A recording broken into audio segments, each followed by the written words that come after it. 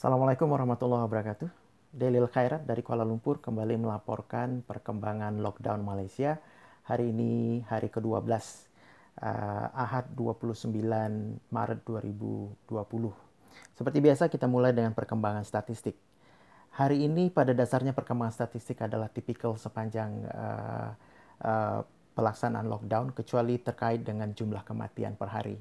Uh, Kita mulai dengan penambahan kasus baru confirm positif, ada penambahan 150 orang hari ini. Kemarin 159, sehingga total keseluruhan di seluruh Malaysia menjadi 2.470 per hari ini. 2.048 orang diantaranya sedang dirawat di berbagai rumah sakit di Malaysia. 73 orang dari yang dirawat itu berada di dalam ICU atau unit rawatan terapi, dan 52 dari 73 itu memerlukan bantuan alat pernafasan atau ventilator. Ada 68 case kesembuhan baru yang discharge dari hospital hari ini, sehingga membuat total kesembuhan menjadi 388.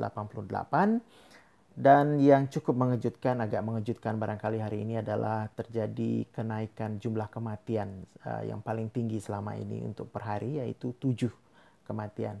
4 dari 7 ini telah berusia lanjut, dari di atas 60 tahun, bahkan ada yang paling tua berusia 91 tahun, sehingga bisa dikatakan semuanya memiliki komplikasi penyakit lain. Tapi juga ada yang muda 37 tahun atau di atas 20 tahun. Tapi lagi-lagi mereka yang meninggal hari ini hampir semua memiliki komplikasi penyakit lain. Selain dari perkembangan statistik yang selalu dilaporkan oleh Kementerian Kesehatan, hari ini ada lagi press release dari Kementerian Pertahanan terkait dengan penerapan apa yang disebut sebagai Perintah Kawalan Pergerakan Diperketatkan atau Enhanced Movement Control Order. Ini adalah sebenarnya lockdown yang lebih ketat dari area yang lain. Yaitu yang dilakukan di sini adalah terhadap kawasan Batu 21-24, Sungai Lui, Hulu Langat, Selangor. Jadi yang dimaksud dengan Enhanced Movement Control Order ini adalah bahwa penduduk di area itu benar-benar harus stay di rumah, tidak boleh keluar sama sekali, dan tidak ada orang luar juga yang diperbolehkan masuk.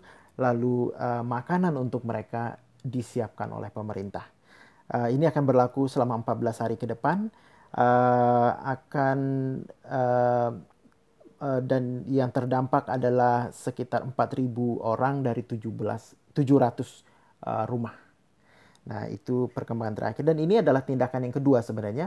Beberapa hari yang lalu pernah saya laporkan Enhanced Movement Control Order pertama, pengetatan pertama dilakukan di 2 kampung di Simpang Renggam, di daerah Johor di selatan Semenanjung.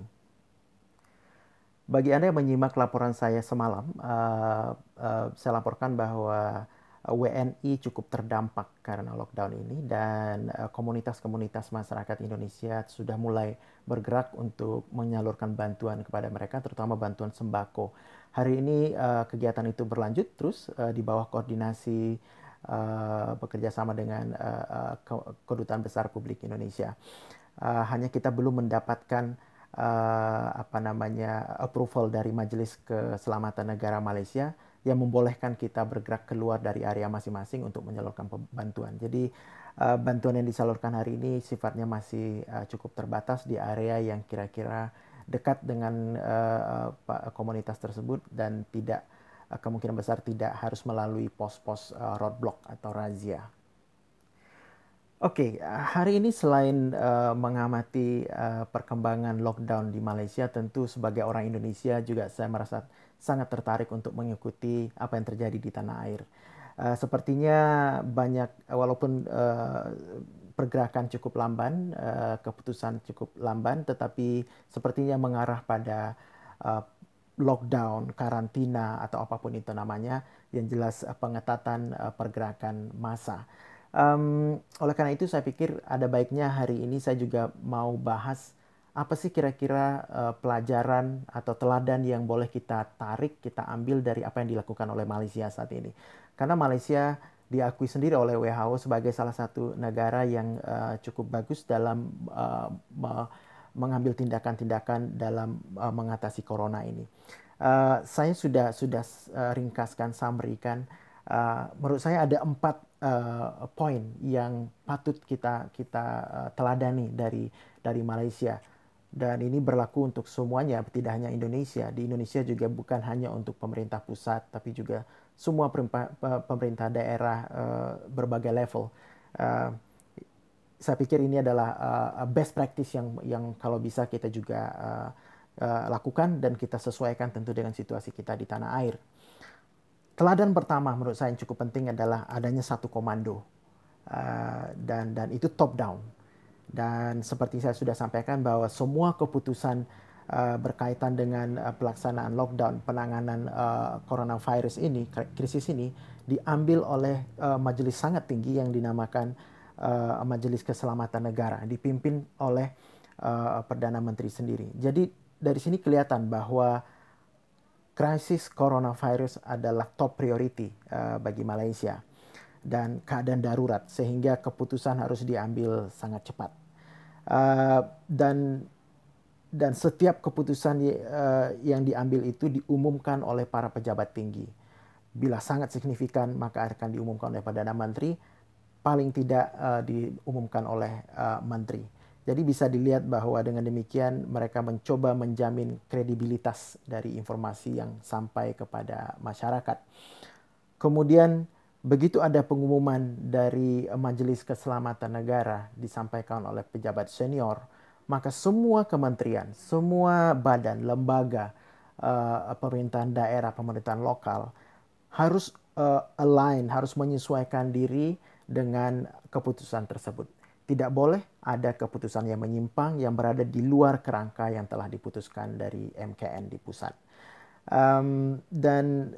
Yang lebih menarik juga adalah begitu diumumkan suatu kebijakan, apapun itu kebijakan keselamatan, keamanan, pengetatan, atau perekonomian, maka tidak lama setelah itu kementerian-kementerian, lembaga-lembaga terkait segera mengeluarkan juklak, petunjuk pelaksanaan atau SOP atau apapun itu, sehingga tidak menimbulkan keraguan atau pertanyaan-pertanyaan yang tidak perlu di masyarakat. Dan yang paling penting juga adalah mekanisme satu komando ini yang dilakukan oleh MKN ini juga membuat keputusan sangat cepat. Jadi apabila ada pergerakan di lapangan, perubahan situasi di lapangan yang memerlukan perubahan kebijakan, maka mereka akan segera lakukan kebijakan, diambil keputusan tanpa membuang waktu dan langsung dilaksanakan. Nah, ini yang pertama. Jadi satu komando dan itu top down. Lesson yang kedua dari Malaysia adalah jujur dan transparan. Jadi be honest and transparent. Jadi ini menarik karena hari ini saya membaca satu artikel dari ftfinancialtime.com yang mengatakan bahwa there is no room for bullshit selama krisis corona. Dan saya rasa itu betul-betul dipahami oleh pemerintah Malaysia. Jadi mereka selalu berusaha secara jujur dan transparan menyampaikan informasi secara kontinu, berkelanjutan kepada seluruh masyarakat. Dan ini sangat penting karena perang melawan corona ini tidak sama dengan perang melawan teroris misalnya, atau perang bersenjata melawan musuh yang bisa diselesaikan oleh angkatan bersenjata sendiri tanpa melibatkan peran masyarakat. Tetapi ini adalah kita berhadapan dengan virus. Dan yang terdampak, yang terinfeksi bisa semua orang, bukan hanya tentara, bukan hanya pemerintah, tetapi semua rakyat. Maka dalam melawan musuh bersama ini, semua rakyat adalah prajurit. Oleh karena itu, semua prajurit harus mendapatkan informasi yang benar, yang clear, yang jujur, yang transparan dari komandannya. Hanya itu kuncinya agar setiap prajurit itu, semua kita, semua masyarakat mampu melakukan hal-hal yang diperlukan untuk melawan virus corona ini. Dan oleh karena itu tidak ada gunanya pemerintah dalam level apapun mencoba menutup-nutupi informasi, karena itu justru akan berakibat fatal. Masyarakat menjadi tidak aware dengan bahaya yang ada di muka, sehingga mungkin mereka membuat keputusan atau kegiatan-kegiatan yang justru kontraproduktif. Jadi tidak ada istilah operasi senyap di sini. Jadi semua dikomunikasikan. Bahkan pemerintah Malaysia juga mengkomunikasikan kemungkinan-kemungkinan terburuk yang mungkin terjadi di depan. Misalnya di press conference kemarin, Kementerian Kesehatan Direktur Jenderalnya berkata bahwa ada lembaga penelitian, salah satunya adalah saya lupa namanya, mengatakan bahwa puncak corona crisis di Malaysia, JP Morgan mengatakan puncak corona crisis di Malaysia akan terjadi di pertengahan April, di mana jumlah confirm positif akan berada di area sekitar 6 ribuan. Ada juga lembaga serupa mengatakan sama sekitar pertengahan April, tetapi yang akan terkena confirm positif ada sekitar 8 ribuan. Nah, saat ini Malaysia berupaya keras untuk tidak mencapai estimasi itu. Mereka berusaha keras untuk membuktikan bahwa estimasi dari lembaga yang kredibel itu sebenarnya salah. Bahwa mereka harus bisa menekan jangan sampai mencapai tingkat itu. Namun ketika terkait dengan persiapan, terutama persiapan fasilitas kesehatan, mereka menggunakan itu sebagai acuan. Jadi mereka memberi jaminan kepada masyarakat bahwa apabila kita tidak mampu menekan dan apa yang diestimasikan itu memang terjadi, maka pemerintah Malaysia sudah siap dengan jumlah tempat tidur yang lebih dari 6.000 atau 8.000 itu. Saat ini mereka sudah mulai membicarakan kemungkinan menggunakan fasilitas olahraga hall besar untuk jadikan rumah sakit darurat, tidak hanya di rumah sakit biasa. Jadi itu yang kedua. Yang ketiga, ini menurut saya adalah lesson yang paling penting juga yang dilakukan oleh pemerintah Malaysia, bahwa pemerintah Malaysia secara tegas menjamin ketersediaan dan kecukupan bahan makanan dan kebutuhan-kebutuhan dasar lainnya. Dan ini selalu diinformasikan setiap hari kepada masyarakat. Dan masyarakat diminta untuk tidak panik, tidak perlu berbelanja berlebihan. Ini tentu sangat penting bagi semua orang yang berada di dalam lockdown. Dan kalau kita pikir, sebenarnya ini adalah dalam keadaan apapun, dalam krisis ataupun tidak, dalam keadaan damai ataupun perang, adalah kewajiban pemerintah yang sah untuk menyediakan bahan makanan dan bahan pokok, bahan dasar lainnya. Jadi tidak sepatutnya ada pemerintah yang ragu menerapkan lockdown dengan alasan bahwa mereka takut kebutuhan pangan tidak mencukupi. Itu harus diantisipasi oleh pemerintah karena itu adalah tanggung jawab mereka.